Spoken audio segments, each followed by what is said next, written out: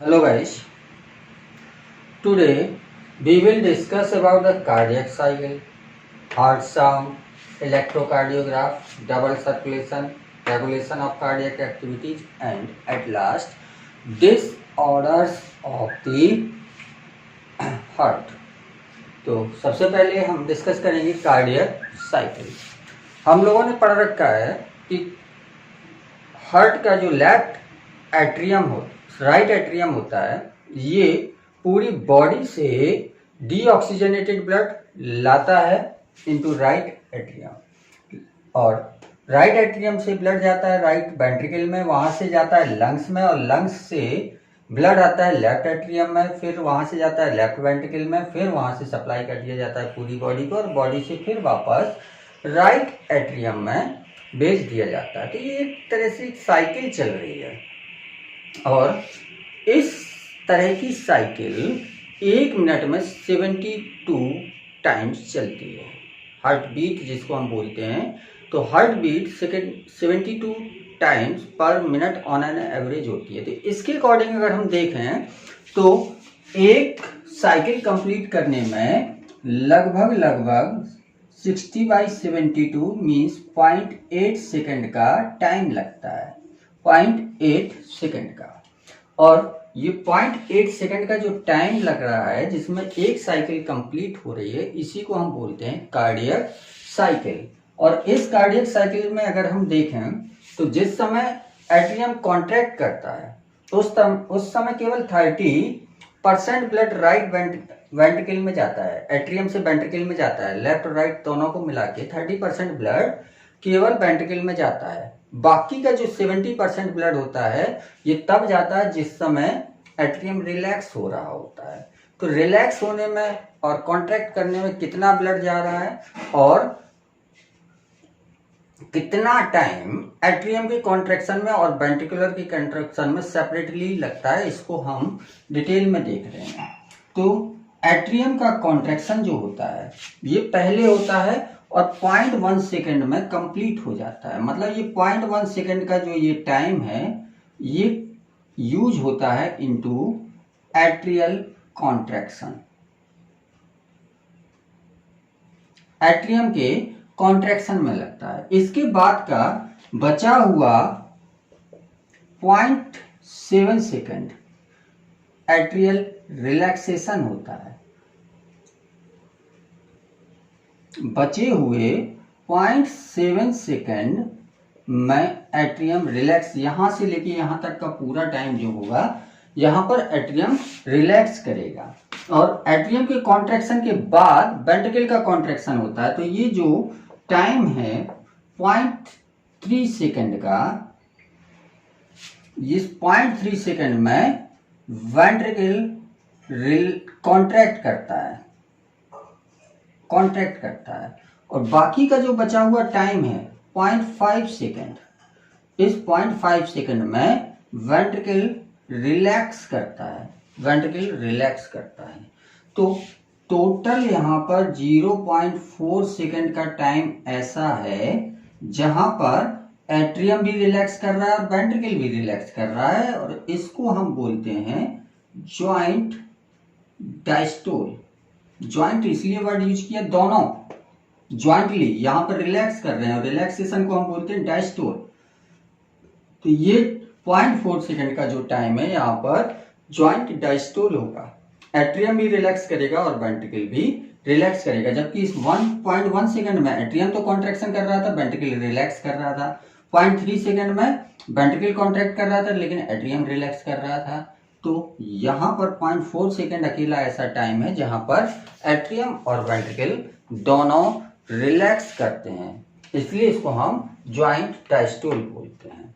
और एक बार के कॉन्ट्रैक्शन में हार्ट का जब वेंट्रिकल कॉन्ट्रैक्ट करता है तो एक बार के वेंट्रिकल के कॉन्ट्रैक्शन में ईच वेंट्रिकल से 70 ml ब्लड बॉडी को भेजा जाता है या लंग्स को भेजा जाता है। राइट वेंट्रिकल भेजेगा तो लंग्स को भेजेगा 70 ml ब्लड, लेफ्ट वेंट्रिकल भेजेगा तो बॉडी को भेजेगा। तो ईच वेंट्रिकल की बात करें, हम एक वेंट्रिकल की बात करें तो 70 ml ब्लड पंप करता है ये एक कार्डियक साइकिल में। और इसको हम बोलते हैं स्ट्रोक वॉल्यूम। ब्लड के इस वॉल्यूम को हम स्ट्रोक वॉल्यूम बोलते हैं।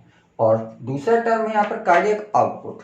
तो कार्डियक आउटपुट 1 मिनट में हार्ट कितना ब्लड बाहर निकालता है उसको हम बोलते हैं कार्डियक आउटपुट। तो एक बीट का हमें पता है, एक बीट में हम 70 ml ब्लड ईच वेंट्रिकल से बाहर निकाल रहे थे।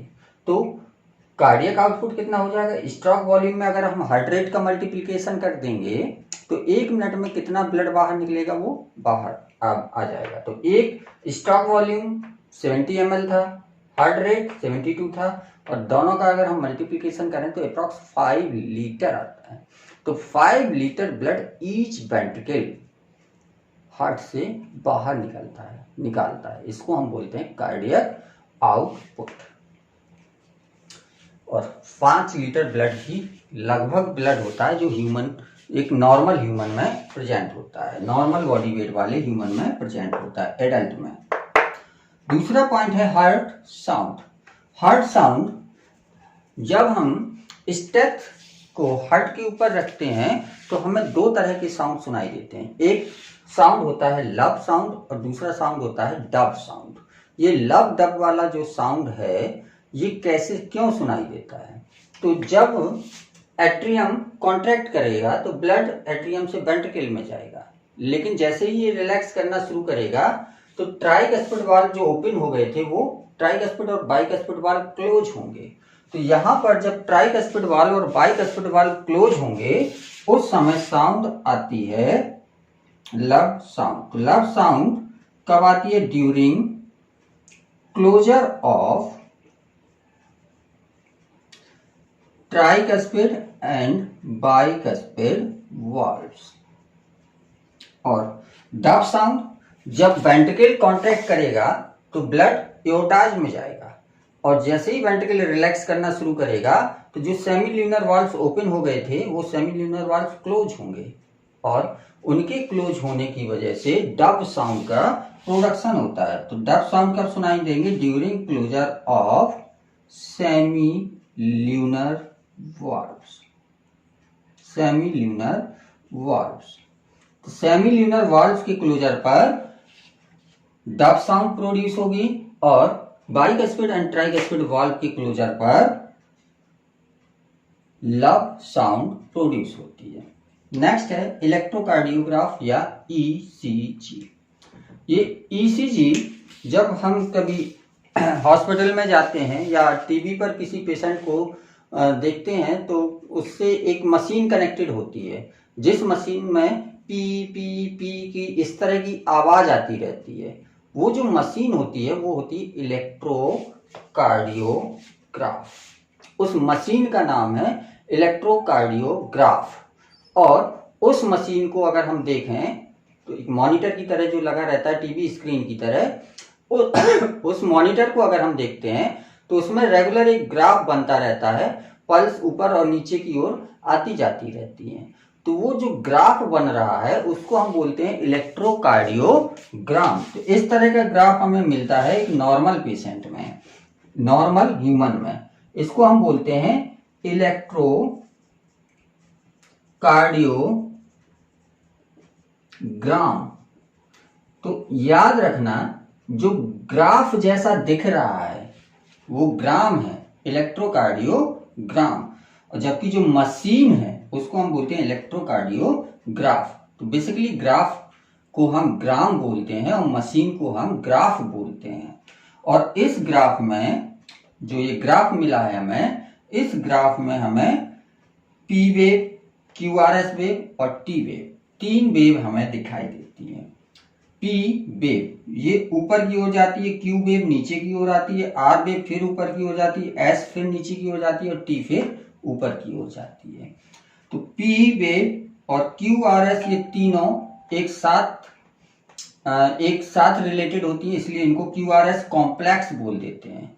तो पी वेव कब प्रोड्यूस होती है, क्यू आर एस कॉम्प्लेक्स कब प्रोड्यूस होता है और टी वेव कब प्रोड्यूस होती है, इसको हम रफ आइडिया में समझें तो जो पी वेव होती है ये ड्यूरिंग एट्रियल कॉन्ट्रैक्शन होती है, जब ऐसे नोड इंपल्स जनरेट करेगा उस समय पी वेव जनरेट होगी और एट्रियम का कॉन्ट्रैक्शन हो जाएगा। उसके बाद ये इम्पल्स जाएगा ए बी नोड पर और ए बी नोड फिर इम्पल्स भेजेगा बंडल ऑफ फिश और परकिंजे फाइबर्स को। उस समय क्यू आर एस कॉम्प्लेक्स बनता है और उसी समय वेंट्रिकल का कॉन्ट्रैक्शन होता है और टी वेव प्रोड्यूस होती है during the relaxation of atrium and ventricle.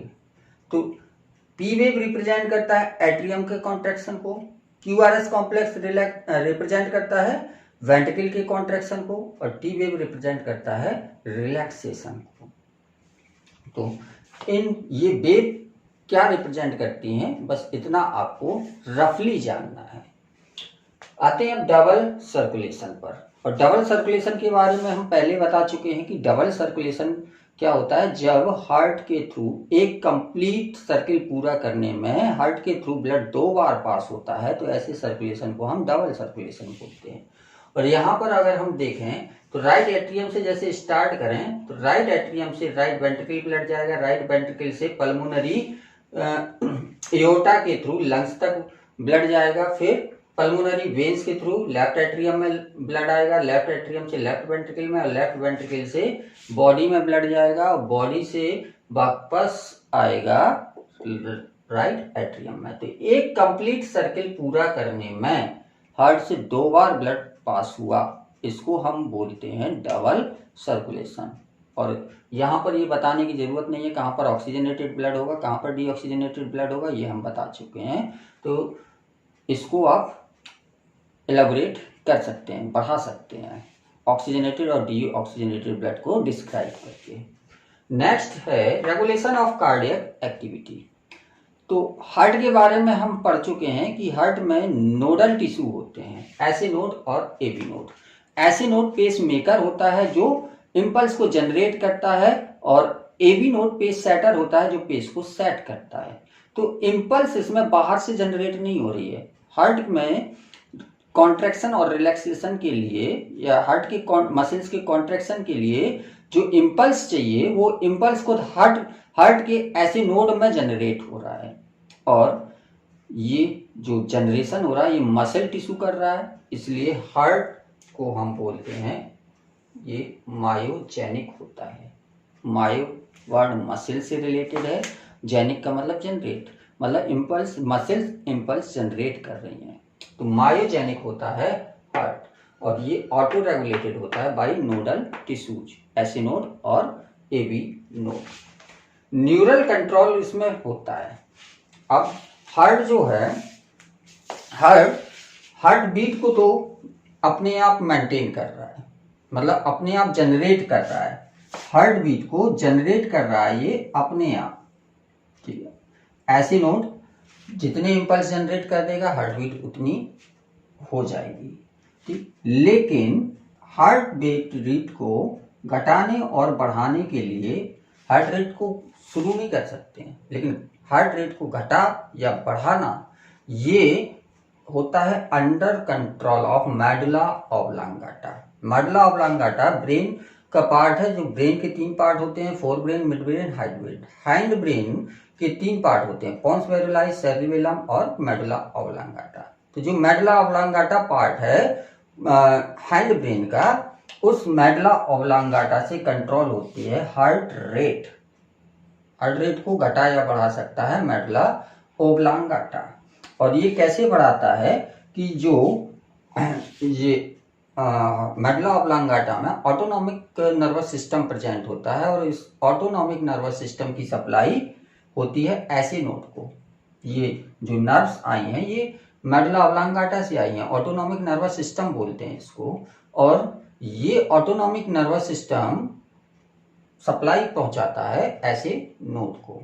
और इस एबी नोड में, एएनएस में क्या होता है, सिंपैथेटिक और पैरासिम्पैथेटिक 2 टाइप के न्यूरॉन्स होते हैं। जो सिंपैथेटिक न्यूरॉन्स होते हैं ये हार्ट रेट को बढ़ाते हैं और पैरासिम्पैथेटिक न्यूरॉन्स जो होते हैं ये हार्ट रेट को कम करते हैं।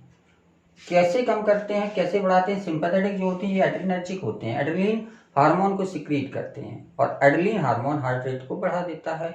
और पैरासिम्पैथेटिक जो होते हैं नॉर एड्रेनर्जिक होते हैं, मतलब ये एड्रेनलिन के अगेंस्ट काम करेंगे। तो एड्रेनलिन बढ़ा रहा था हार्ट रेट को, तो ये हार्ट रेट को कम करेंगे। तो हार्मोनल कंट्रोल या न्यूरल कंट्रोल क्या होता है हार्ट का, वो क्लियर है। लास्ट टॉपिक है इसमें डिसऑर्डर्स।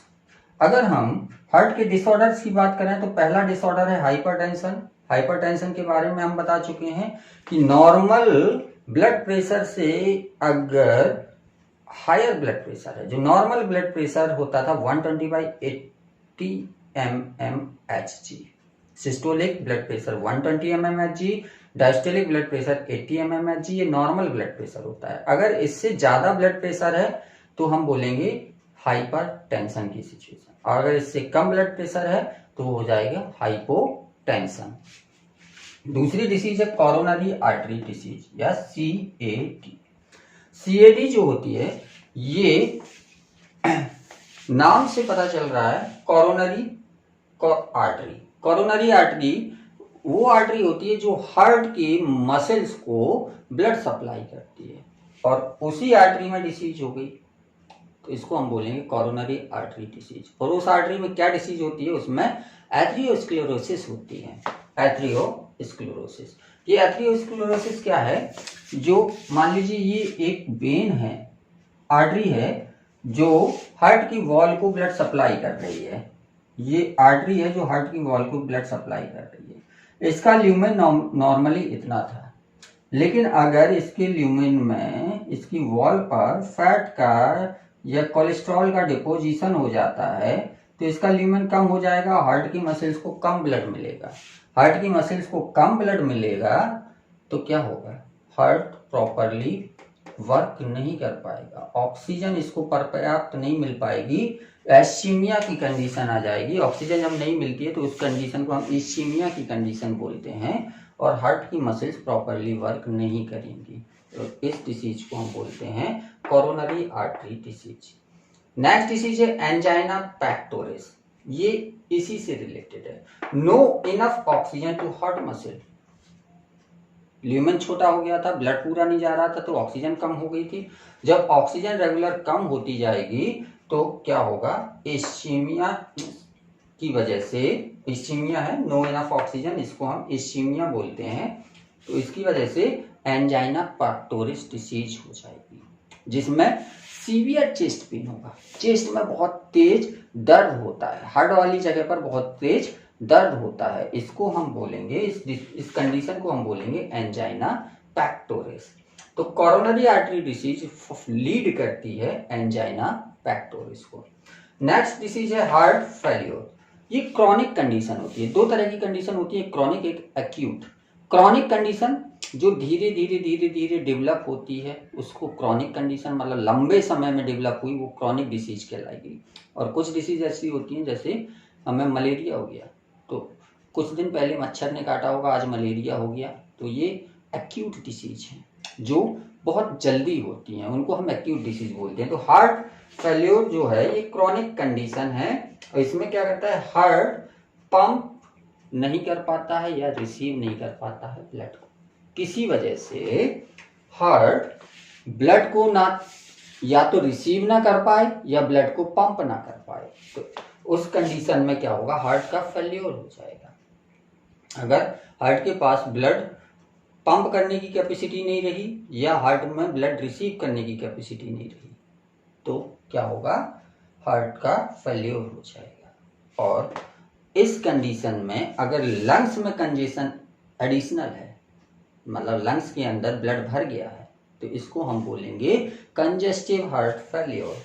तो लंग्स का कंजेशन अगर इस कंडीशन के साथ जुड़ा हुआ है तो इसको हम बोलेंगे कंजेस्टिव हार्ट फेल्योर। और नेक्स्ट डिसीज है हार्ट अटैक।